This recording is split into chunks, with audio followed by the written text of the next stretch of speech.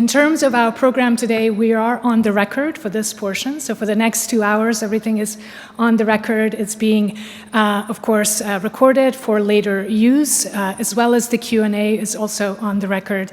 We have a distinguished panel to kick off the conversation, specifically looking at the changing geopolitical and security landscape in the region. So the focus of tonight is looking at how particularly the policies of the Trump administration, but also obviously more assertive actions of China and other geopolitical dynamics in the region, how they are shaping the realities on the ground there, but also how they should be shaping how we here in Canada are thinking about our evolving Indo-Pacific strategy and our foreign policy more generally. So I will introduce those speakers in a second, and they will offer keynote remarks following. They'll do moderated Q&A following some keynote remarks. But before we get to that part, let me just say 2 words about a couple of our programs, which I've mentioned in passing, the Indo-Pacific Fellows. That's one of the programs that we're operating with the funding from the Government of Canada as part of our Indo-Pacific initiative. There are a number of others, and our CEO, Jeff Nankivell, will talk about them in a second. But I just wanted to ask all of the Indo-Pacific Fellows to please stand up so that everybody in the room knows who you are and are able to say hello after. Yes. Eugene. This is the inaugural cohort of Asia-Pacific Foundation's Indo-Pacific Fellows. They're from India, Philippines, Taiwan, South Korea, Philippines, Japan, and Malaysia and Mongolia. So a really distinguished group of scholars and experts, all of whom have also, you can sit, all of whom have produced papers for us as part of the Indo-Pacific Outlook. For those of you who have not yet seen that, you should have seen that in an email that was sent earlier today. They've written reflection pieces on how Canada's Indo-Pacific strategy is playing out in their respective countries. So I definitely commend that to you, and of course a number of you will be engaging with them tomorrow and in the days to come. It's their first trip as a cohort to Canada. They will be going to Montreal and Toronto as well. We're also absolutely thrilled that obviously Canada's Indo-Pacific strategy is not just an Ottawa affair, it's a whole of society and whole of government and whole of nation. And in fact, Canada's Indo-Pacific strategy came after Quebec's Indo-Pacific strategy, so we're very happy to see a robust delegation from Quebec also in the room. Thank you very much for coming from Montreal to be part of these discussions today and tomorrow as well. In addition to that, as I mentioned, we also have a delegation from India, including from our partners, CSDR. I see Dr. Happymon Jacobs, who's in the room with the Center for Strategic and Defense Research in Delhi. They have been a steadfast partner of Asia-Pacific Foundation, working together at a time when the relationship has been not an easy one, although things are changing. So it's good to see, and we're really looking forward to working with CSDR later this week on a specific dedicated conversation on Canada-India. So suffice to say, there is a lot that is happening that's showing the momentum that Canada has in the region. We're thrilled also to have delegations from our diplomatic corps in the room, from Australia, from New Zealand, from others with whom we don't currently have fellows from those countries, but we're hoping to have them in the next iteration. So we're excited to have embassy folks from Australia and New Zealand, and hopefully this will give you a teaser and we can partner on bringing fellows from those countries in the next cohort. In terms of the flow of the program, this is the open portion. We welcome many of you back tomorrow and the day after for specific roundtable conversations. And hopefully, as part of all of this, what will come out in the next iteration next week and the week after will inform the trips that are coming up. Prime Minister's trip to the region at the end of the month, Minister Anand going to China and India. We at Asia-Pacific Foundation are thrilled that in the next few weeks there will be a lot more attention paid to Canada's engagement with the region. After the first sort of 6 months of focus on Canada's relationship with the US and Europe. It's good that we're recognizing that the Indo-Pacific is also part of the world where we have to do more to be able to ensure our prosperity and stability. So the upcoming trips present a really great opportunity for us to be able to reflect on the strategy and to be able to go to the region with clear messages of how Canada is going to continue to engage with the region, not just for our own economic prosperity, but also to be able to maintain regional stability and peace, which is very much under strain right now. And that's in part why tonight's conversation, we wanted to focus on the security dynamics of the region to better understand what's happening, because so much attention has been paid to the economic opportunities, and we're obviously thrilled to be able to take part in that, including with the Indonesia signing of the Comprehensive Economic Partnership Agreement. That is all good news, and it will continue, but we need to understand sort of what we're also dealing with when it comes to the security and geopolitical dynamics and the shifting geopolitical dynamics. And I think that's why the conversation that is about to come will be really critical to that end. So, but before I say too much more, let me invite to the stage Jeff Nankivell, who is the President and CEO of Asia-Pacific Foundation, to share a little bit more about our programming. He is fresh back from a trip to the region, to Korea and to Malaysia. So Jeff, the floor and the podium is yours.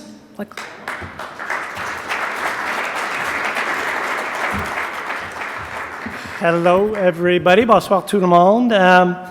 So we've got so much to talk about tonight. I will do my best to keep this brief, and I feel like we're kind of among family, and it's great to see so many familiar faces. And so we usually try to use these opportunities to, frankly, do a bit of advertising for the things that we're doing, but I feel like most of you are pretty bought in. But just allow me to say a few things. I mean, for the few in the room who maybe don't know us well, at the Asia-Pacific Foundation of Canada, we are a national public institution. We are not part of government. We were created by an act of parliament 40 years ago with a mandate to promote engagement between Canada and Asia, to promote mutual awareness, understanding, and scholarship on matters relating to Canada-Asia relations. Alors, ça fait déjà 40 ans qu'on fait ce travail. Mais maintenant, il y avait plusieurs changements et ça demande d'une part des ressources financières, ça demande aussi des gens qui sont capables d'accélérer nos activités. So what we have seen, we've been doing this work for 40 years, and I'm sure in the past there have been events in this very place with this sign or something like it on the podium. But I really do feel like we're in a new era in a couple of ways. For myself, I was a diplomat for Canada for 33 years, finishing up as Consul General in Hong Kong for the last 5 of those, up to 2021. And my entire career, with the exception of a few years, has been devoted to Canada-Asia relations in one form or another.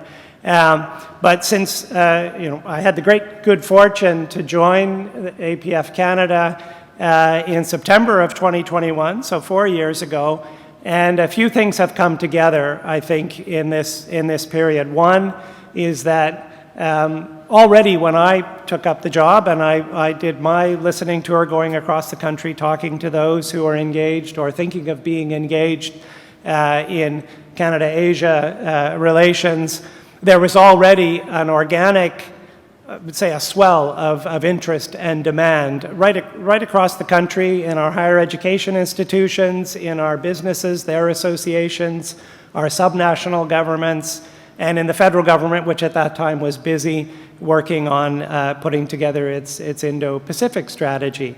And that strategy then came out in November of 2022. And here's where the resources part comes in, that we found ourselves at the foundation having pitched the government of the day on the idea that with some incremental resources, there are some new things that we could do that would help Canada to raise its game in engagement with the region. For those who don't know, our core funding doesn't come from annual funding from government. We were lucky to receive an endowment 20 years ago from the federal government originally, but it's now kind of completely ours to manage, and our core operations are funded by the income that comes from that endowment. We don't need to go to the government year to year for funding. And we get funding from other sources, levels of government and the private sector.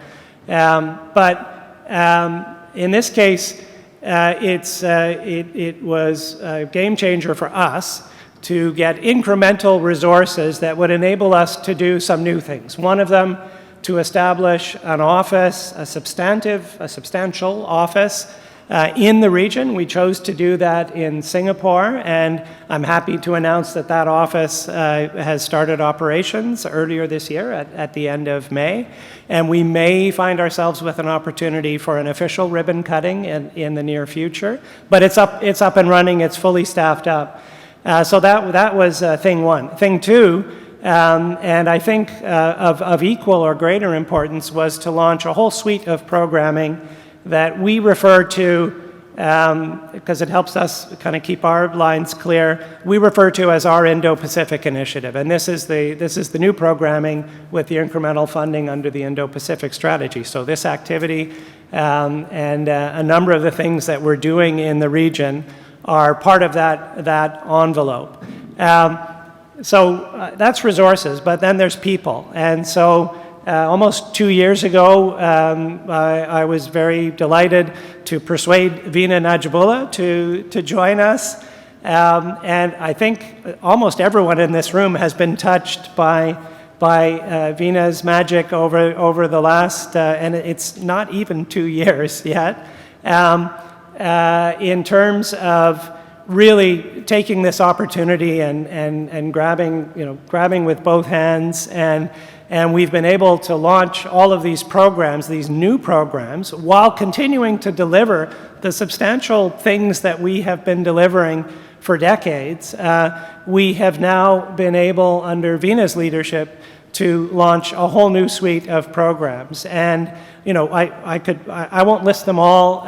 You've met our Indo-Pacific Fellows. We have Indo-Pacific Media Fellows coming in the next couple of weeks to Canada. Some of you on the Canadian side are familiar that one of the flagship signature things of the foundation going back decades was a Canadian Media Fellowship to get working Canadian journalists the resources to be able to make a trip to Asia at a time when news organizations have cut back on that. We now have the possibility to bring journalists from the Indo-Pacific region to Canada. We also have stood up what we call our Indo-Pacific Young Leaders Program. Again, that's a kind of in a way, a mirror of the Young Professionals Program that we launched a few years ago here in Canada. And we have a whole series of strategic dialogues and roundtables, track 1.5, track 2. I said to Veena the other day, we'll just average it out at track 1.75 because I have trouble keeping straight which ones are which, but some of you have participated in them.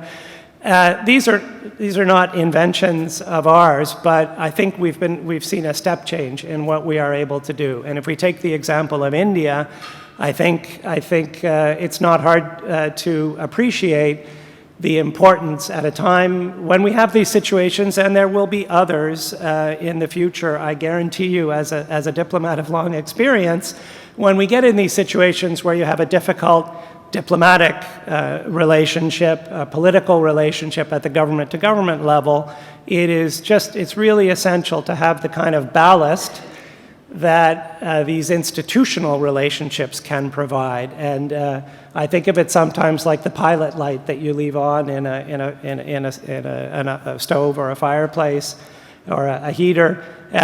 When the full flame can't be going, you're keeping that flame alive. And I'm delighted at, I think, the way that we, working with partners, some of whom are here, have kept that pilot light going, and hopefully it'll start to fan out into something much warmer. So we've been able to do this kind of work in relatively short order. At the same time, we started, and the planning for this actually predates the Indo-Pacific strategy, but we have our Canada in Asia conference, and I would be remiss if I didn't mention to you that that's been going for 3 years now. It's a flagship Canadian event in Asia, in Singapore, in February every year. We've done 3 of them in a row now. The one we did this past February, we had over 730 attendees, 2/3 of them from across Asia and 1/3 from Canada, and that's about the proportion that we're looking for. The plan for next February is to do a conference of similar magnitude in Singapore, February 10th and 11th. I have wallet cards with a QR code to share with you, and our themes will be energy security, food security, and infrastructure. And I think you'll agree these are the topics of the day, and in fact they will be the topics. They will be topics of the day in panels we'll do tomorrow. So you know, the aim of all of this is, I would say, threefold. On the one hand, it's to by doing events in the region and by opening our office in Singapore, which is there to have our own kind of boots on the ground in the time zone or adjacent, to do things in the region that will bring Canadians out to the region. And our Canada and Asia conference is doing that, but we have other activities that are bringing people for dialogues, and we're going to do things like the Canada and Asia conference on a smaller scale elsewhere in the region. It's to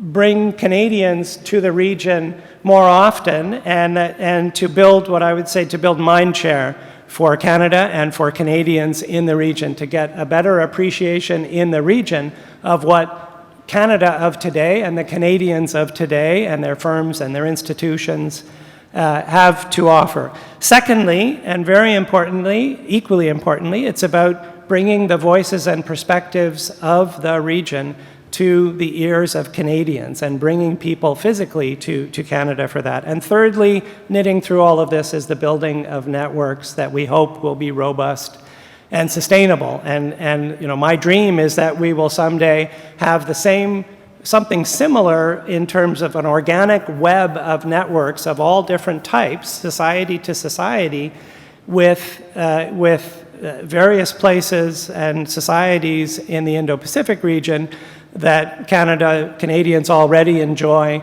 within North America, with Western Europe, and you know, a few other places. And we're just trying to accelerate that process, and you all are a part of it. So, je vais terminer par dire quelques mots de remerciement, just to say that all of this, we are a player in this as APF Canada, but we are a relatively small part. I'm hoping that we can be the kind of ignition of an engine where the ignition is small relative to the size of the engine. And so that depends on all of you and your institutions and your networks, and we're very grateful to all of you for participating. I'm grateful on behalf of all of us to Vina and her team for bringing us together. And we're grateful to the Government of Canada through Global Affairs Canada for providing the resources that make this kind of activity goes over and above and beyond where we've been before. So with all of that, merci tout le monde infiniment. I'm looking forward to the discussions, and I can't wait to hear what's going to be said on the stage. So thank you very much.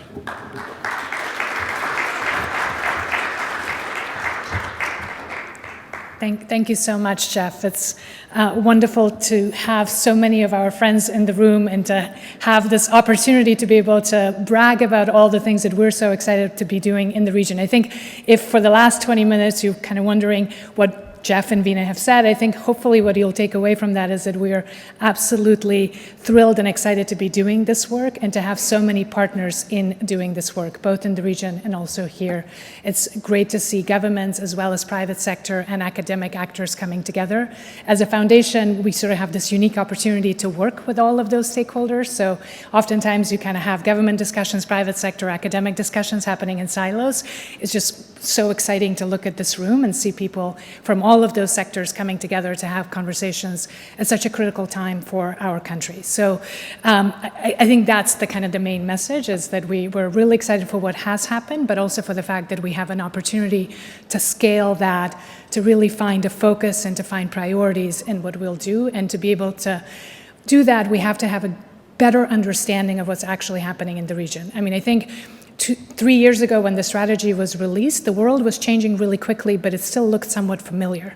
I think it's fair to say that we've kind of gotten to a whole new level of disruption and unfamiliarity and fragmentation and confusion. And I think our Prime Minister said that aptly a couple of days ago at the United Nations, that the assumptions that were underpinning Canadian foreign policy are all fundamentally changing. The kind of the rules-based order, the alliances, NATO, the collective security that we took for granted, even sort of our oceans and the protection of our geography, none of that is true.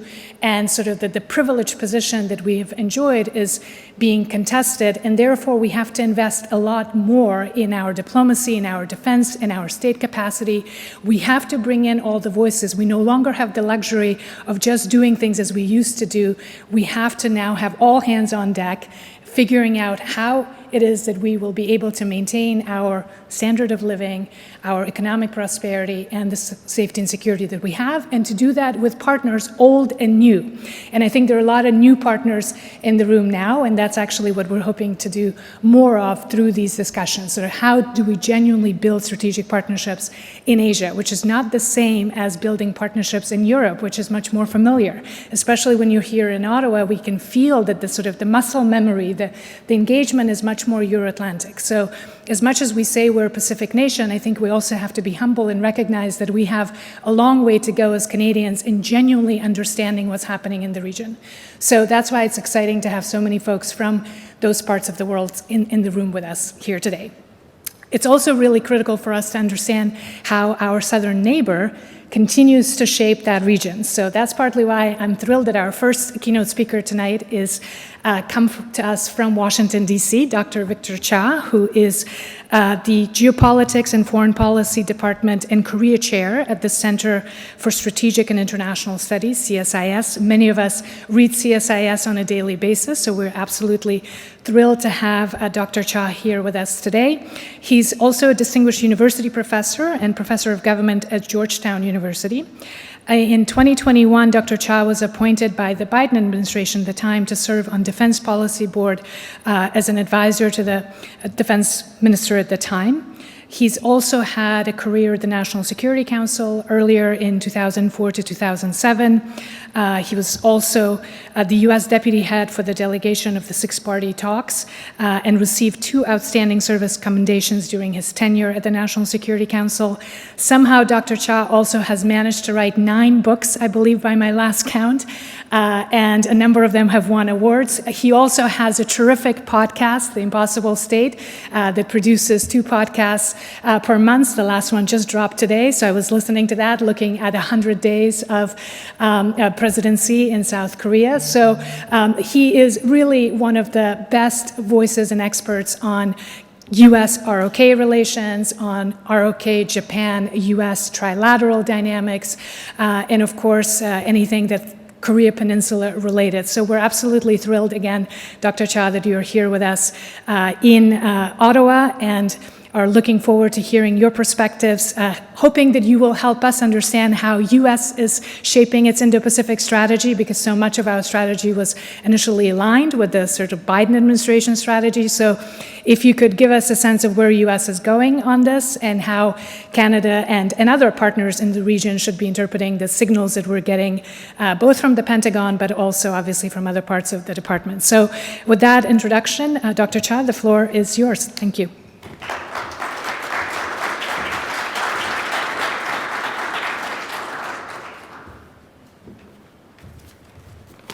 Well, thank you, Veena, for that kind introduction. And Jeff and Veena, congratulations on this wonderful gathering and all the work that you are doing as APF Canada. It's really a pleasure to be with you here tonight. I, too, just arrived from Washington, D.C. I'm happy to say I got here despite the fact that my government is shut down. Our government is shut down, but our TSA is not, and so that's why we're able to function. And I actually made it a point to thank every single TSA officer I encountered in coming here, to thank them for their service, because they are working without pay right now. So I was asked to speak on this topic of the evolving security dynamics in Northeast Asia and the U.S. alliance architecture. So, as you can all understand, these days when you try to think about a topic like this, there is so much going on. I mean, there is so much going on, it's almost difficult to figure out where to start. So I have decided to try to develop, at least in my own mind, the way I try to think about this, everything that's happening right now, and what it means for the alliance architecture in Asia. So that's what I'm going to share with you tonight, and I hope it'll be helpful, useful, and in the conversation we can get into many more of the specifics as you'd like. So of course, when we're talking about the U.S. alliance architecture in Asia, we're talking about what at its core has been a set of bilateral alliances that the United States created at the end of World War II, the beginning of the Cold War, with Japan, South Korea, the Philippines, Australia, and Thailand. There have been, over the years and decades, variations of that. Now we see trilaterals, we see quadrilaterals, we see all these different groupings: U.S., Japan, Korea, U.S., Japan, Philippines, AUKUS, the Quad, the Indo-Pacific Forum, Asia-Pacific Forum, many of these different groupings. But this is sort of, when we think about the alliance architecture, we think of this. But we also think about, when in the United States, we always talk about allies and partners, right? So there are the treaty allies, but then there also are the partners, which include Singapore, New Zealand, Vietnam, India, Taiwan, Canada. These are sort of the strategic partners. So the question to me is, how do we think about the evolving security dynamics when it comes with respect to these sorts of groupings? And I think about this in terms of, so I don't have a blackboard, so I can't draw it for you, but like concentric circles, right? There are a set of concentric circles. At the core is sort of the U.S. alliance architecture, and then there are these circles radiating out from this core. And the bottom line is that each of these concentric circles, starting from the outermost ring, working their way into the alliance architecture, all spell one thing, right? And that is uncertainty, right?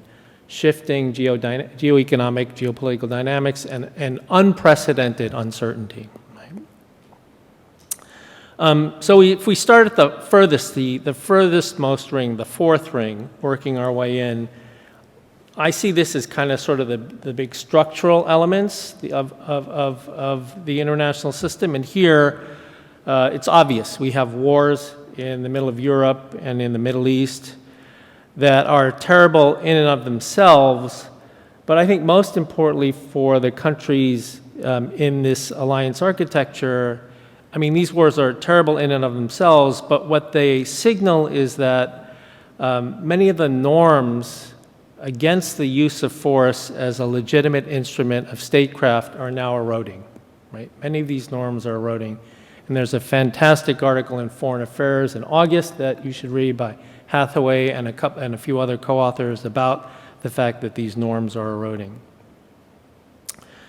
Second, of course, is the return of great power competition between the United States and China, and a move away from, a definitive move by the United States away from a strategic template that defined U.S.-China relations really going back to Nixon's visit to China, right? And this was this notion of trying to make China a responsible stakeholder in the international system. This obviously has created a great deal of uncertainty, but for the allies, what it has also meant is that this traditional notion of being able to hedge between the United States and China, like security with China, security with the United States, economics with China, that hedge space has closed dramatically. Right?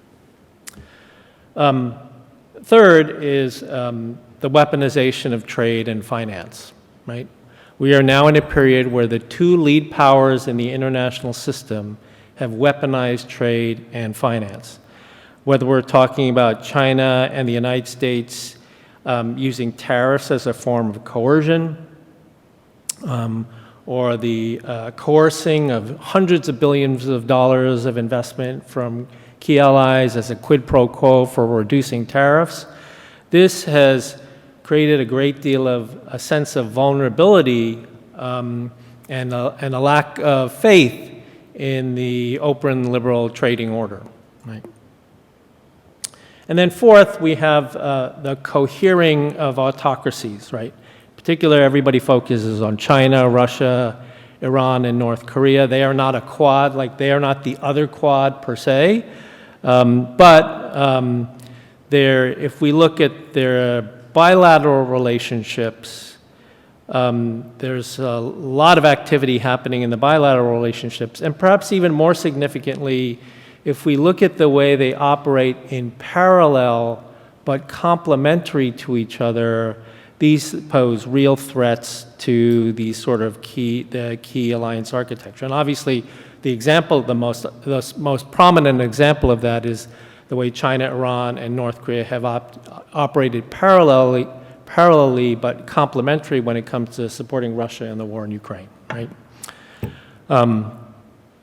This is sort of at the further outmost ring. Oh, I forgot to start my timer, so Vina, you just give me a signal when I need to stop. The next ring moving a little bit further in is the breakdown of global institutions. And I think both Jeff and Vina, you mentioned this. Many of our traditional institutions of global governance today are underperforming. Right? The Secretary General of the UN last year, I think, said clearly the UN Security Council, we cannot do our job. Right? We cannot act when it comes to the three most important crises facing the UN today. Right? The war in Ukraine, the war in Gaza, and Sudan. Since 2020, Russia has vetoed at least 15 draft UN Security Council resolutions. China has aided and abetted at least 5 of those. So the UN Security Council is underperforming. The World Trade Organization is not able to manage the weaponization of trade and finance by the United States and China. They've not been able to manage this because this weaponization of trade is not about protectionism. It's not about market protectionism, which is what the WTO was built to do. It is about something else. The G20, which was at one point in the financial crisis seen to be the next potential opportunity for global governance, has not been effective at all. And then other organizations like the BRICS are not really creating new rules of the road. I mean, they are interested in doing things like de-dollarizing the economy, but they are not sort of exactly presenting a new model for the world. And so then this takes us to the third ring, concentric circle or ring, if you will, which has to do with the United States. And in particular, the uncertainties wrought by the paradigm shift in U.S. foreign policy. Right? And again, there's so much to talk about here, but let me just focus on 4 things. I mean, some people say, well, we saw many of these things before and Trump won. How different are they? And I think there are things that look similar to the past, but there are things that are different. And so let me just focus on the 4 things that are different. The first is in terms of the way the United States looks at the balance sheet or the power ledger when it comes to allies. Right? In the past, we always saw allies as a net asset. There were costs associated with allies, but allies, whether they were in Europe, whether they were in the United States, whether they were in the Western Hemisphere, net were always seen as an asset. I think right now they are seen net as a liability in terms of the U.S. power ledger, at least by President Trump. right? And at the same time, adversaries are seen to be engageable targets, if you will.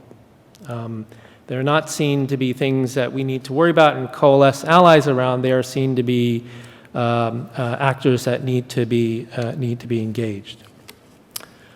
The second difference relates to the difference between diffuse and specific reciprocity when it comes to allies. And so I don't mean to sound too academic here, but what I mean is that in the past, the United States always exercised diffuse reciprocity when it came to our alliances. We saw them as long-term investments, and therefore we were willing to do things for allies, or allies were willing to do things for us because we saw we were in this together for the long term. Right? So when I was at the White House and I used to manage our alliances in Asia, I was responsible for Japan, South Korea, Australia, New Zealand, and Pacific Islands. I would get into these conversations with, for example, our Japanese allies, where I would ask them if they would do something, and they would ask, like, why should we do this? What do we get out of this? And I would try to enumerate some things, and it was clearly not enough. And they were said, like, but really, why should we do this? And then I would default to saying, well, you know, if you do this, I think it's good for the alliance overall. Like, long term, it's good for the alliance, right? And our Japanese colleagues would say, okay, all right, then we'll do it, right? So there was this, and the US would do the same thing. There was this sense of diffuse reciprocity, like we would do things for our allies, and our allies would do things for us. Now it's all about specific reciprocity, transactionalism. Like, we only do things if it provides us an immediate payoff, right? Third is the difference, and you all know this well, the difference between the United States as being a predictable ally versus an unpredictable ally, right? And so again, here, the common refrain is everybody says Donald J. Trump is unpredictable. He's completely unpredictable. And I don't think that's exactly right. I actually think that he's quite transparent and quite predictable. But tactically, he's very unpredictable. Right? So if we take the example of investment, right? Trump is a businessman. He evaluates every foreign policy action in terms of what it means in terms of money and what it means in terms of money to the United States. And so we know this. This is the way he approaches foreign policy. This is the way he approaches everything. So that's very transparent. We know that. In a sense, he's very predictable. But what is unpredictable is the way he acts on those strategic views. And so the notion of trying to, I think I can say this, trying to shake down allies and partners for hundreds of billions of dollars of investment, $550 billion from Japan, $350 billion from South Korea, all in cash equity, right? Entirely, that will entirely be decided by the President of the United States where that will be invested. It's fair to say this was not predicted, right? So strategically quite predictable, but tactically unpredictable. And then fourth, the lens through which the United States has viewed alliances has become very narrow, right? In the sense that in the past, we looked at our treaty alliances obviously in terms of security benefits. We also looked at them in terms of non-security benefits, whether that is trade benefits or whether that is working together on development assistance, working in Indonesia, working together on building schools in Pakistan, whatever it might be. So there were security benefits, there were non-security benefits, and of course there were common values. Right? And unfortunately now the United States looks at our alliances largely only in terms of two metrics. One is defense spending as a percentage of GDP, and if you're not spending 3 to 5%, you're a free rider. And then secondly, in terms of trade balance, right? If you have a trade surplus with the United States, that's okay. I mean, that means you're cheating, right? If you have a trade surplus with the United States, that means you are taking advantage of the United States, right? So the upshot of all this is that this is a very unstable, uncertain environment for allies. If, as Jeff mentioned earlier, if what we banked on was peace, international peace, an open trading order, common values, U.S. reliability, these things are all gone, right? And now we're facing a world where there's threats, the rise of China, open war, all these sorts of things. So the question then is, how are allies responding to all of this, right? How are our allies in Asia responding to all of this? And here we actually are launching, are rolling out a big study that we're doing at CSIS on this topic. It's actually coming out on Monday, so you're getting a preview of it tonight. But so how are allies and partners responding to all of this? And so we looked across all allies and partners in the Indo-Pacific, in Europe, in the Western Hemisphere, and there are some common traits in terms of how allies and partners are responding.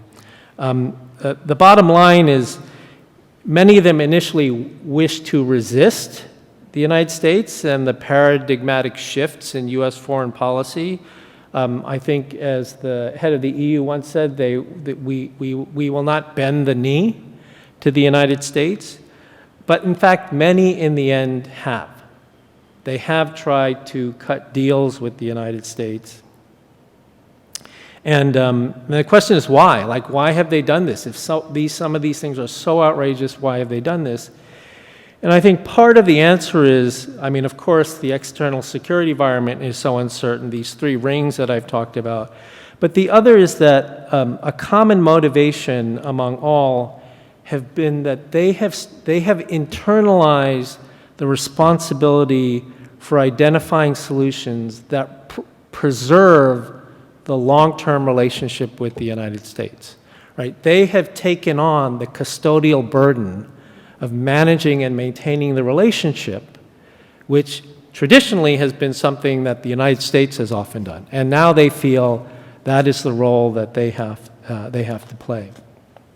So let me just finish by sort of explaining what we observe to be the playbook of how U.S. allies and partners in Asia, but broader than Asia, have been responding to all of this as they face the United States. And again, I'm not talking here about specific issues to each alliance, but something we've seen across the alliances, and I'm happy in the discussion to talk about specific issues. So the first is, allies and partners have basically responded to this new America First paradigm by seeking to deal only with the leader of the United States, right? Seeking leader-to-leader meetings, not as a last resort, but as a first resort, given that the decision-making apparatus in the Trump administration is littered with loyalists around the president, with very little input from the foreign policy professionals. So it's to go right to the top. The second, of course, is to minimize risk, right? Allies are all seeking to minimize abandonment and entrapment fears and any damage to alliance equities from Trump's policies to the best of their ability, because they feel that they are now the custodians of the long-term future of these relationships. Third, everybody flatters the leader, right?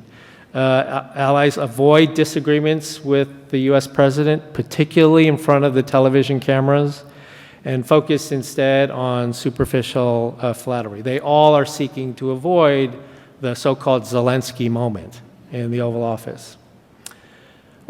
Fourth, they're all preparing headline summit deliverables. Allies are coming prepared with large and flashy packages of incentives that Trump can trumpet as wins. But at the same time, allies are also operating with the tacit understanding that those commitments may not, in the end, all need to be fully implemented.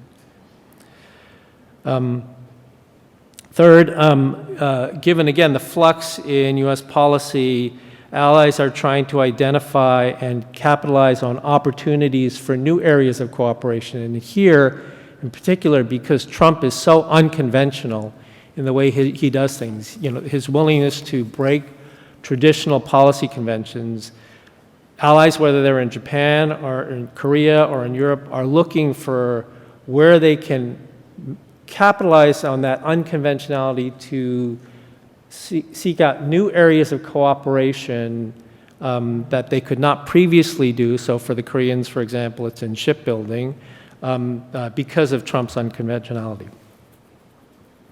And the last two, the other is that identifying contingency plans. And I think this is important, right? All allies and partners, we find, are quietly identifying alternative trading partners, security partners, as insurance in case of alliance failure, and they are investing in these new relationships. But none of them as yet have acted on their so-called Plan Bs. Like everybody's trying to develop a Plan B, but nobody as yet has acted on those Plan Bs. And then finally, allies and partners in dealing with the United States, particularly in Asia, I think, are really practicing self-help. In other words, they have responded to U.S. demands not by banding together to try to compare notes or even exercise leverage in response to U.S. demands, but they have individually and bilaterally been trying to seek expedient deals with the United States that sort of address the immediate problem. So they are not working with each other, they are trying to only work with the United States. So in sum, going forward, the U.S. exercise of power right now has yielded results for President Trump. It's undeniable, but for how long is uncertain, because allies and partners are developing Plan Bs, and we just don't know where the breaking point is. We don't know where that threshold moment is. But right now, the external environment, as I've just described, is terribly uncertain and very threatening. And right now, U.S. allies and partners see as their best option trying to cut the best deals that they can with the United States. So again, I'm happy to talk about specifics on any country in the discussion, but those are sort of my opening remarks. Thank you very much for listening. Thank you.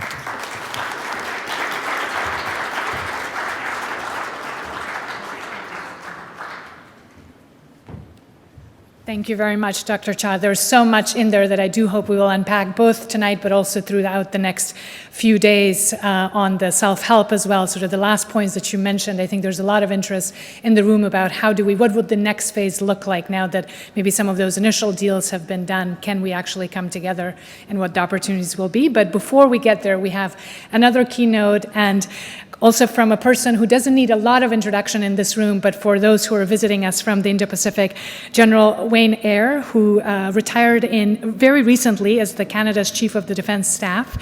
He served in the Canadian Army for more than 40 years, obviously here in Canada, as well as in overseas deployments to Cyprus, Croatia, Bosnia, Afghanistan twice, South Korea, where he was the most senior Canadian officer ever stationed in the Asia-Pacific region. His institutional experience includes working in force development as a deputy commander of Military Personnel Command. He's a graduate of the U.S. Army War College and U.S. Marine Corps School of Advanced Warfighting. And he also has 3 master's degrees. And I didn't have a chance yet to ask what they're all in, but we certainly have someone who now is exceptionally well suited to be in sort of not really exactly retirement, because he's now actively teaching as a professor at the University of Ottawa and is engaged in these kinds of forums as someone who's sharing his long expertise, both as someone in uniform, but also someone who's able now to speak as a retired general and hopefully offer frank and constructive feedback on how Canada has done in the last 3 years in the Indo-Pacific, particularly from the military and security perspective, but also where are we to go from here, sort of especially in light of everything that Dr. Cha just outlined on the changing security relationships, changing alliances, and the need for self-help. So with that short introduction, please, General Wayne, the floor is yours.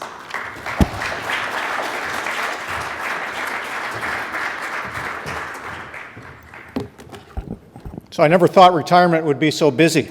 But Veena, thank you so much for the introduction and moreover the invitation to come here. And I'm very honored to share the stage with Dr. Cha. I've been a fan for some time. And in fact, getting ready to deploy to Korea, I devoured his works. And early on in my tenure, during a visit to DC, I was able to track him down and try to get smarter. So great to see you here in Canada, and welcome to our country. I think it's timely that we are talking about reassessing our Indo-Pacific strategy. It was written at a time when the world was just entering a turning point in global order. And I think we will all agree that we are well within that turning point right now. Where we're turning to, we're not quite sure. As it was being drafted, I had the opportunity to provide the military input into it. And it was very much a joined-up effort. And those of you from Global Affairs that are here that worked on it, well done. In this era of global reordering, Canada needs to reevaluate its place in the world and determine who, what, and where we want to be. And I believe that the Indo-Pacific forms a significant part of that. So this discussion is timely. But it's also timely for me because I just returned on Sunday from a week in Taiwan. And like many of you, I'm still feeling the jet lag. Up at 5 this morning, looking at the ceiling, wondering why I can't sleep. So I'm going to share some recent observations from there. That's where I'm going to start. And where's Harry Sang? Right there. And I want to thank you for that visit as well. It was tremendously enlightening. It took some convincing, but the Indo-Pacific strategy got it right when it described the PRC as an increasingly disruptive global power and displaying increasingly coercive treatment of other countries. And that is certainly true with Taiwan, as it's being ever more squeezed by China. We've seen a rapid acceleration in the frequency and scale of incursions into Taiwanese airspace and maritime territory, with no-notice exercises being held around the island. Now, the purposes could be many. Some of them is to normalize this increased military presence around the island, to exhaust the Taiwanese responders as they have constant response to these incursions, imposing a maintenance and readiness cost on their forces. It's to conduct rehearsals, like practicing where they're going to deploy forces for actual operations. It's to undermine the morale of the Taiwanese population through physical and psychological isolation. And it's to deceive true intentions. What's a rehearsal and what is the actual invasion? Very difficult to tell, especially as they become normalized. And with this, with these unsafe and unprofessional incursions, there is an increased risk of escalation. If you have an unintended incident, it's very easy to escalate, especially when nationalist fervor really takes hold, and especially when there's no direct line of communication between the two sides. So very, very difficult to de-escalate. Added on top of that, hybrid warfare, such as damaging undersea cables, is causing much concern and threatens isolation. And for Taiwan, over 95% of their external communication, international communication, are through these undersea cables. And I have to think that that is a lesson that China has picked up from Ukraine. The ability to isolate in the information domain a country is extremely important. And that messaging is constant. So if we take a look at the 3 September parade in Beijing, the capabilities on display there were clearly intended to send a message of being able to not only strike Taiwan, but also to deter Western, namely American, involvement. You've got capabilities that are on display that could easily reach out to the second island chain and take out capital ships, aircraft killers, for example. So China's also waging unrelenting cognitive warfare against Taiwan with three major themes. The first one is doubt in the U.S. relationship and Western support to create that narrative that they're in this alone, to create doubt about the proficiency of the Taiwanese military, and to create doubt in and trust in the Taiwanese government.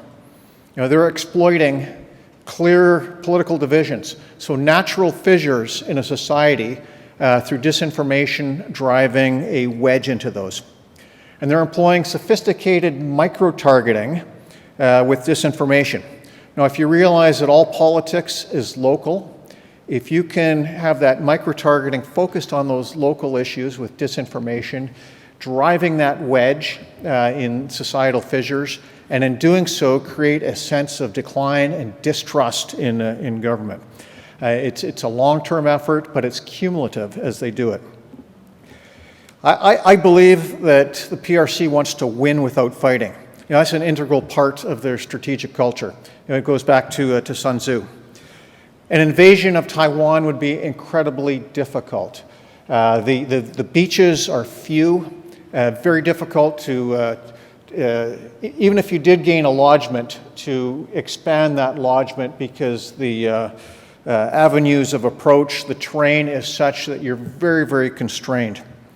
One scenario that is gaining currency is the establishment of a customs quarantine.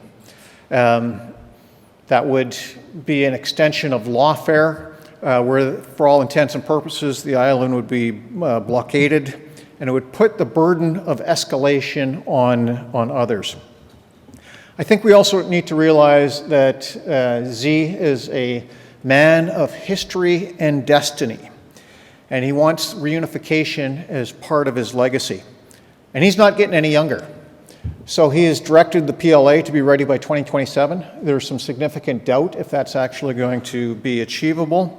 But their exercises, the Joint Sword series of exercises, are increasingly complex, increasingly more forces. I think the last one had 15 battalions as part of their landing force, all aimed to practice the invasion. And so even if they're not ready by 2027, in the years to come, we're facing peak threat. And as he gets older, the sense is his risk tolerance goes down. And so, what could be a miscalculation could easily turn into something very, very violent. So while I was there over the last week, I sensed urgency to build up defenses, to make the island a porcupine, aiming for this deadline, but I didn't detect frenetic anxiety, so very measured. Every meeting that I went to, Canada was thanked for the ships that we deploy there. Ship deployments that were articulated under the Indo-Pacific strategy, the Taiwan Strait transits that we're doing, which have greatly increased since 2022. These were designed to uphold the norm that the Taiwan Strait is an international waterway. But what I didn't realize is just the psychological impact that they have on the Taiwanese population, to show them that they are not alone, that there's others out there willing to cooperate. So as we expand from there, as we take a look at threats throughout the rest of the region, that aggression from the PRC extends beyond Taiwan as they look to assert themselves as a regional hegemon, destroying norms and changing facts on the ground in the process, all while building up their conventional and nuclear forces. And not just that, new technologies as well. Their anti-satellite capability is truly scary, as they can hold our entire space enterprise at risk. And when I say our, I'm talking about the West. Just quickly going around the region, the Philippines, the Second Thomas Shoal, and the confrontation that's happening there with very dangerous and provocative actions. And some have opined that this area, this confrontation, could spark conflict more readily than perhaps Taiwan. The Senkakus with Japan, and if you want to read a fantastic summary of that. Jonathan's latest article in Global Asia is fantastic to describe that situation. Exercising off the coast of Australia, live fire exercises to send a message. The unsafe and unprofessional intercepts in interactions with friendly ships and aircraft, and we're a key example of that. And we saw over the course of the last 3 years, well, really between 21 and 24, the frequency and intensity of those going way up. You know, during my time as the Chief of Defense Staff, we saw that very significant increase, especially with our ships and aircraft on Operation Neon. So our monitoring of the sanctions on North Korea. Chinese fighters within 5 meters of our own maritime patrol aircraft, and then firing flares in front of them. Extremely dangerous. Other countries have seen this. You know, we've seen this. We've also seen it with our ships as well. Think back to 2023 when the HMCS Montreal was transiting the Taiwan Strait with an American ship. And we had a very dangerous intercept as a Chinese ship went 100 meters in front of the Chinese ship, or in front of the American ship. Extremely unprofessional. Now, I happened to be at the Shangri-La Dialogue when that happened, having dinner right beside the commander of Indo-Pacom. And funnily enough, both our phones started going off at the same time. And the next morning, the first speaker up was the Chinese defense minister. And it was interesting to see him squirm as the questions started. So my assessment, and our shared assessment, was these actions were aimed to intimidate us, to send a message that we weren't welcome in the region. But if we talk to others, it's very different, very welcoming. And that perception has changed. You know, the Indo-Pacific strategy called for us to be increasingly engaged in the region, and I believed that has happened. Now, I remember going to the Shangri-La Dialogue in 2018, and the message I got was, okay, Canada, it's nice to see you here, but your presence is episodic. You talk a good talk, you show up for 1 or 2 activities, and then we don't see you for several years. You know, fast forward 6 years, that is normal. Our presence is normalized. Yeah, they expect to see us here. We are welcome, a welcome partner in that region. And I saw that develop over the course of a number of years, especially as we increased our military engagement. But that wasn't without a cost. And as we increased our frigate deployments as part of the Indo-Pacific strategy, it had to come from somewhere. And I got to tell you, I learned more about ship sail plans than any Army officer should.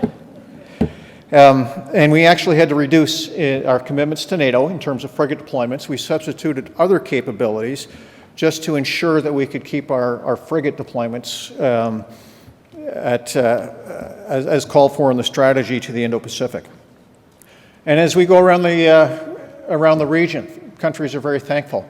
Every time I talk to my Japanese counterpart, who, by the way, was very keen to have a strong relationship, they thanked us for our presence on Operation Neon, the increased training and exercises we were doing with them. And we started doing much more together, especially in areas such as cyber, which was very much a success story. I hosted their Chief of Defense here to take a look at our Joint Command, which informed the establishment of their own joint headquarters. Korea is another very thankful country for our increased presence. I saw it when I was the Deputy Commander of United Nations Command there, and I continue to see it with every Korean official I talk to.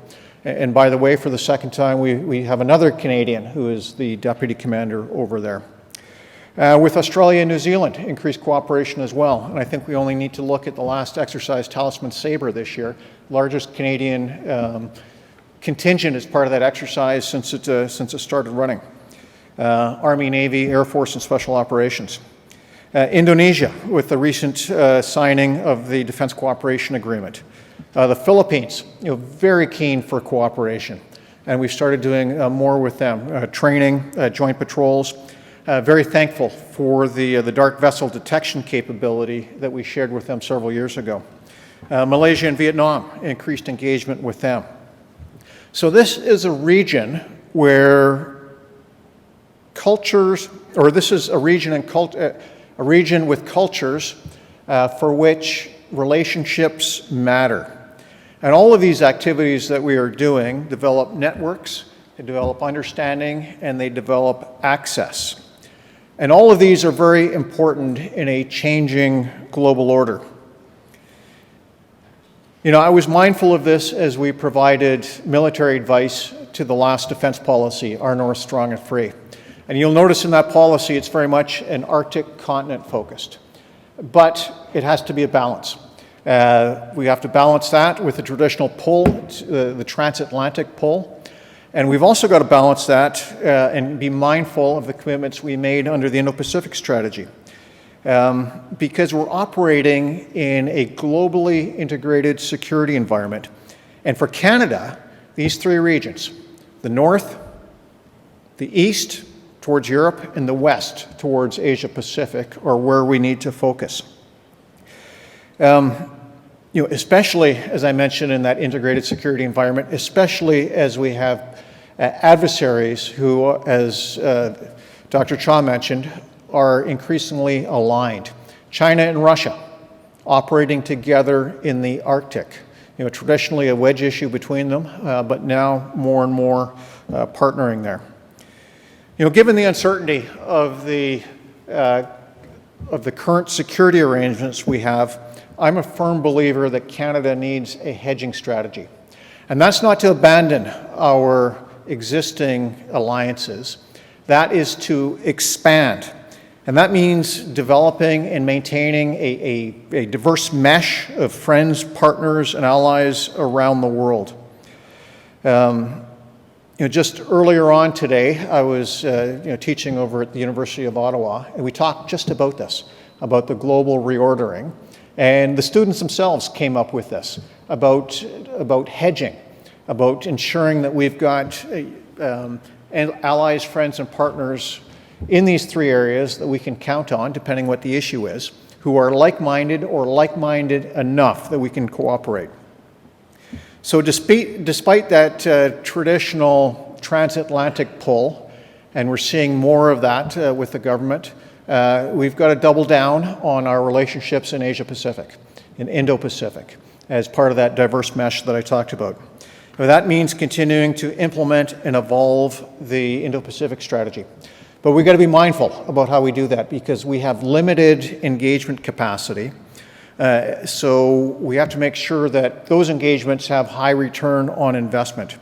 We've got to realize that every engagement we have creates an effect, potentially a deterrence effect on potential adversaries and a reassurance effect with our friends, partners, and allies. There's lots of opportunity here, and I noticed that last week.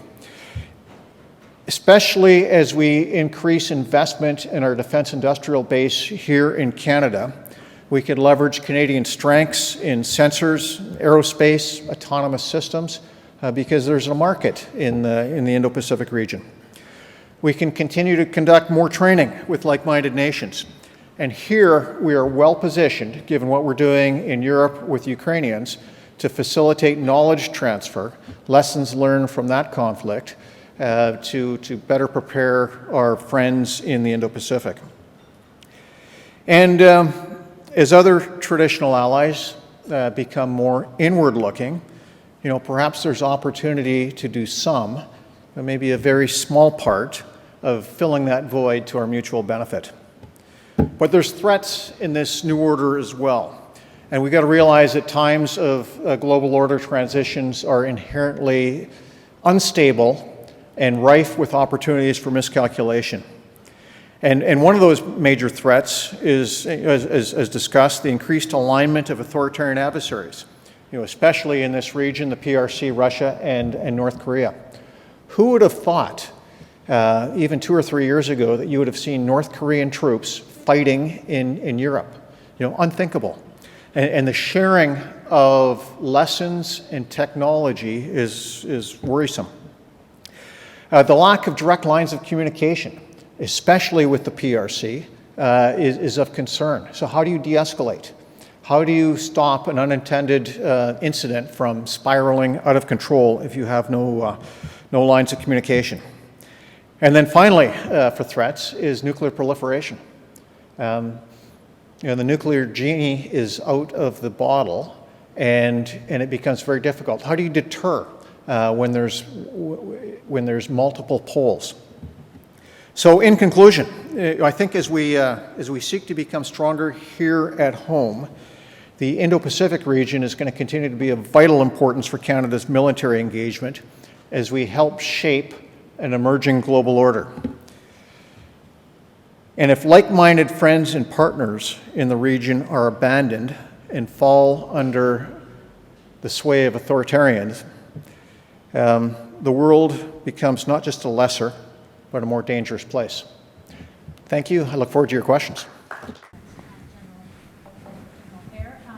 I'm conscious of time, so I had a whole bunch of questions prepared and was really excited to ask them, but I'm not going to be selfish and I'm going to actually do one round of questions from everyone in the room. So as you're collecting them, we'll just sort of get everything at least out there. We may not have time to explore in depth all the questions, but at least we'll have a chance to hear from each of our keynote speakers on that. And of course, one thing that I want to put out there as we prepare to get the mics around and as you are thinking of your questions is, Dr. Chai, you mentioned that allies and partners are kind of thinking around contingency plans, their plan Bs, but none of them in Asia certainly have yet put in place their plan B, but they are thinking about that. And of course, General, you mentioned that Canada also needs to begin to hedge and needs to begin to develop other potential relationships. So I want each of you to explore a little bit what that actually would look like and how realistic that is for Canada, given our geography and given our profound integration with the U.S., certainly when it comes to defense and security. We often talk about the 76% of trade, but it's 100% of our defense largely, or at least 90-something. You can correct me on the numbers, but I think it would be fair to say that we're profoundly integrated with the U.S.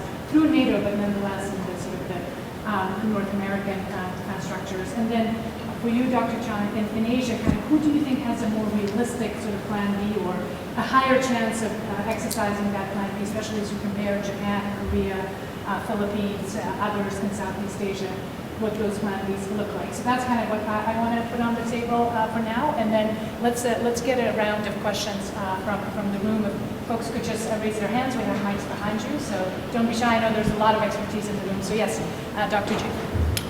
Am I not? Oh, there we go. Now you can actually hear me. But it's okay. Dr. Jacobs, you're the first. As you know, my question is to Dr. Chai. There we go. There's a mic coming. Thank you. I particularly liked the points that you raised about the partners now stepping up in order to maintain the alliance, diffused reciprocity. And I have one question about great power competition. You made the argument that great power competition may be coming back between the United States and China. I come from Delhi, and sitting in Delhi, my feeling is that there isn't great power competition between the United States and China. If anything, what I see is Donald Trump reaching out to Xi Jinping, Donald Trump reaching out to Mr. Putin, and they have this conversation going. And it's worrisome for me because being next to China, I wanted a healthy competition between the United States and China, and a healthy competition between the United States and Russia. I'm not seeing that, and that bothers me. A lot of my assumptions were premised on the certainty of a competition, and when that competition goes away, I'm irrelevant. So I just want to sort of, get that question back to you. Thank you. Fantastic. That's a great question. Others here, and then yes, Jonathan. There's a mic right next. Well, thank you both, Dr. Cha and General Lear, for your respective insights. This is a question for both, although, Victor, you may have particular insight. Early Trump, too, seemed to frame security of the West as one of burden-sharing responsibility with costs and dollars and cents, but accompanied by, in effect, a division of the world that he implied, which was Europe, Ukraine is your responsibility, you beef up, you look after Europe because the primordial threat is the People's Republic of China, and I've got to focus on that. More recently, however, there's an apparent disturbing development. Secretary Hegseth and a few others, as the new defense strategy emerges, said, No, it's not about China. It's about defense of the homeland and signaling a possible diminution of American commitment and engagement in the Pacific. That leads everybody to Plan B, it seems to me, and runs the risk of orphaning Taiwan. So how real is this shift back home? Now it's about drug smugglers and Venezuela, for example, so the world gets divided into three spheres of influence, and the Americans restore the Monroe Doctrine, for that matter. I'm overstating it, but I think there's enough of an invitation to each of you to comment on what may be a further shift in U.S. defense and security strategy. Fantastic, and that builds obviously on the comment on India as well, that you're not seeing that competition. Anything from the right or left in this case? So we got center, left. Anybody on the right side asking anything, or don't be shy. We're just doing one round of comments are also welcome. Obviously, there's again a ton of expertise in the room. So anything that you want to react to, yes, please, Nana. Thank you very much. So I'm Nanai Baldauf. I'm a Japan-focused Indo-Pacific Research Fellow of the Asia-Pacific Foundation. My question is to General Ayer. We're very curious about Canada's own defense buildup. I'm very curious of that. And there's a tremendous pressure that's coming, I guess, from the US on Canada's defense buildup. And so if you could tell us a bit about maybe the future trajectory of your defense numbers, maybe, or where your focus, priorities, that would be great. Thank you. Great. And maybe I don't see any more questions, so I'll just add one more before you start replying, is the sort of idea of the North Pacific, which was introduced in Canada's Indo-Pacific strategy, and sort of the doing deeper partnerships with obviously Korea, Japan, but also US and Canada. What that could look like, is there a chance for us to do more together, especially if we look at the Arctic and what Russia and China are doing together? So what would be some concrete things that we can do, either trilaterally minus US or quadrilaterally as the North Pacific concept was originally articulated? So I'll maybe turn to you, Dr. Cha, first, and then we'll go to the general. Great, so all terrific questions. I'll try to answer them, although I'm not sure I can do a good job of that. First, on the Plan B question, so we can't say for sure what everybody's Plan B is going to be, because it's all going to be different. But I think what we're seeing is, so we are actually in the process of experiencing all this right now. The initial shock of the second Trump administration, the EOs, the Section 232s, the IEPA, all of these things that came out, and everybody was just trying to adjust and trying to just figure out what was going on. And in the end, their first reaction was to deal with the most prominent problem, which was a 30%, 40%, 50% tariff. And so everybody just tried to figure out how to get that down to, I think the number everybody says now is 15%. Not for everything, but that's sort of the negotiated number now. And I don't think it's going down from there. I mean, I think 15% is where it's going to stay. Trump has always had this view that the world had on average an 18 to 19% tariff, while the United States before Trump had an average 2 to 3% tariff. Now, there are others of you out here who can argue that that's right or wrong. It doesn't matter, that's what he believes, and it doesn't change, right? So for that reason, ending up with the number 15%, if that's the way he thinks, makes perfect sense. Because now the US average tariff rate is up to like 12 or 13%, so it's a little bit lower than the average world tariff rate, but so I don't think it's going to change. So, I mean, everybody was trying to deal with the most immediate problem. And then the next thing that most leaders, governments are trying to do, as I mentioned, is that trying to take advantage of Trump's unconventionality, right? Trying to see if they could use that to try to achieve cooperation with the United States on issues that were previously taboo, not approachable, domestic legislation in the United States, whatever it might be, right? And so I think that's what everybody is juggling with now.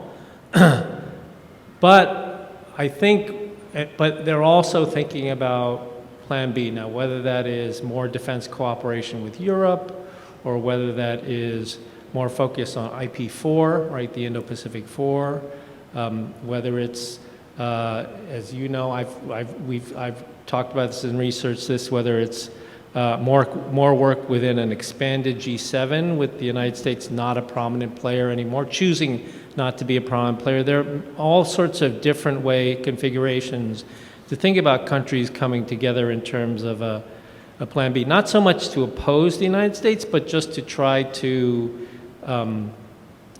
cope with this picture that both the General and I laid out about what the world looks like for everybody. I think where's the threshold point? I think the threshold point is when countries realize that they've cut their trade and investment framework deal with the United States, and when they realize that it's not over, right? That they've made their deal, they've gotten it to 15%, they don't like it, but it's stable, businesses can operate knowing that this is going to be the tariff rate. But when they realize that he's not done, like that there are more things that they're going to go after, that's when I think we might see some of this Plan B coming into cash. So I'm going on too long. On the point about great power competition, so yes, this is very interesting. I think, and as you know, the signals coming out of the U.S. administration are just so mixed. It's hard, but I think at its core, if you're looking past the noise and trying to find the base signal, I think for at least President Trump, the great power competition with China is really an economic competition. So there's again a great piece by Tom Wright, who is Director of Strategy in the NSC for Biden, and is now at Brookings. He wrote a great piece where his basic argument is that that Trump is not a security hawk on China. He's an economic hawk, and in particular a trade hawk. So on the one hand, you might think, well, that's good. That means we're not going to go to war with China. On the other hand, you think that's really bad, because that means he's willing to cut any sort of deal with China on trade, and who knows what he's willing to give up for that, right? And I think you're right. And then on adversaries, he's open to collusion, right? He's open to not great power competition, but great power collusion. Whether it's with Russia, whether it's with China, whether it's with North Korea is not a great power, but or North Korea. I mean, he's open to collusion, and obviously that's concerning. And then on this, the question of the evolution of sort of U.S. strategy, I mean, Trump too came in, looked like they were carrying forward, very consistent with where the Biden administration was, right? But then, I would go to Europe and talk to people at NATO, and the U.S. government had just been through, and NATO countries would be talking about freedom of navigation operations in the South China Sea, doing all these sorts of things, and the signal they were getting from the Trump administration was, yeah, don't focus on that. Just focus on conventional defense in Europe. Don't talk about Indo-Pacific. We've got the Indo-Pacific. So it was like whiplash. People were feeling whiplash after, 4 years of Biden and also Trump talking about, coalitions of the willing. Now everybody's waiting for the NDS, the National Defense Strategy, and there's more whiplash because, it's rumored that it's going to be all about homeland defense, Western Hemisphere, things like that. So, so it is. It's very confusing right now. If you're talking to the so-called deep state or foreign policy professionals in the United States, it really is about China. That's what it's about. It's about the economic and security competition with China. But in this particular administration, there are the foreign policy professionals. There's a big blank space, and then there are sort of 5 people at the top, right? And there is not a lot of connection between those two things. So I'll first go to Vina's question on the U.S. relationship. So when I talk about a diverse mesh of friends, partners, allies, it's additive, and we should very much avoid burning bridges with traditional allies. let's face it, we are prisoners of geography, of history, of language, of some mostly shared culture. The people-to-people relationships are deep. Myself, for example, my wife has 3 sisters, 2 of whom live in the U.S. My dad's wife is American. Those relationships count for something. So we got to be careful about burning bridges. I will tell you, and this is based on recent interactions with those who are embedded in each other's military, our military-to-military relationship remains very strong. And it has grown from decades of working together, in many cases in combat. And so those lines of communication and cooperation remain strong, but always subject to political direction. On the question of, and a related question on homeland defense, it was made clear to me by American counterparts that a key vulnerability for them is the Arctic, that 10 o'clock to 2 o'clock position. And I'm sure many of you have heard the concept defense against help that came up in the 1970s. Well, if we don't do it, somebody's going to do it for us. And so this is a key motivator for protecting our own sovereignty, is investing in Arctic security, Arctic defense. Going to the question on the military buildup. We're starting from a pretty low state. The military has been hollowed out from decades of underinvestment, and building up is going to take time. Building up is going to be a fairly large endeavor, and could, for a period of time, consume the 3.5% of GDP that NATO has decided on for military capabilities. So investing in people, getting our numbers back up. Investing in readiness, and what I mean by that is operations and maintenance, so that we can, it's nice to have the nice shiny pieces of equipment, but if we can't maintain it, if we can't keep it running, it's useless. Likewise, if we don't have the ammunition stocks to go with it, or the infrastructure to house it in, useless as well. Capabilities in all domains, air, land, sea, space, and cyber are needed. Especially up in the Arctic, as we need sensors and infrastructure to fill that critical role. The character of war is very quickly changing. The nature isn't, and I'm very much a fan of Clausewitz when it comes to this. It's still a contest of human will, characterized by fog, friction, chance, human emotion. But the character, as we see in Ukraine, is rapidly changing. And the forcing function of war means that adaptation cycles that sometimes in peacetime are decades long are now weeks long. And so a big part of our defense investment, I believe, needs to be on research and development. And so that after the first shots are fired, we can rapidly adapt the force. Of course, there's many dual-use cases that could be used with that R&D. And it would be good for the Canadian economy, it would be good for defense investment, be good for our export market. And so a much higher percentage of the defense budget needs to go into that. But we could go on at length about what we need to invest in. Thank you so much. I know we've gone slightly over time, and I very much appreciate everyone who's stayed with us and all both the remarks for the keynote, but also the observations you've just made. We certainly all are watching the kind of the transactional nature of President Trump, and the point, I think, Dr. Cha, that you made about the fact that he sees competition primarily through the trade lens and the balance of trade, and the deal making, especially that's coming potentially with China, is something that's being watched very closely in the region, certainly by India, Philippines, Taiwan, and other actors. There was some concerning reporting by the Wall Street Journal about possibly making a deal on Taiwan, or what China might be putting on the table, taking advantage of that second point that you mentioned, Dr. Cha, about the fact that the unconventional sort of nature, the fact that this is a time where, particularly I think adversaries, I think allies are still in a bit of a shock and still trying to find their way around this, but those who are traditionally not allies of the U.S., I think, are faring better in taking advantage of the opportunities that are coming up, because they are dealing with a president that is very much unconventional conventional and ready to make deals at that tactical level. So, and of course, everything that you mentioned, General, about Canada's defense industrial buildup, there's going to be a lot of opportunity for that dual use stuff that we will also be talking about tomorrow in terms of the economic partnerships,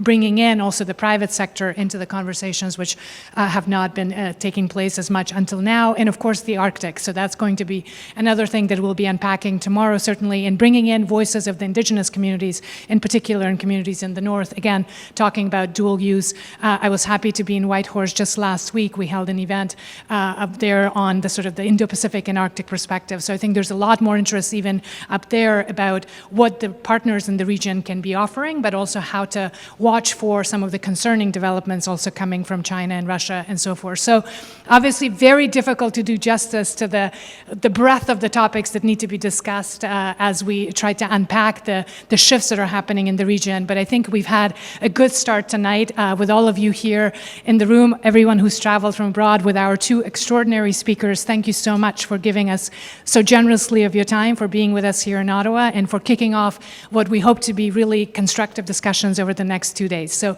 please join me in thanking Dr. and Dr. Thank you.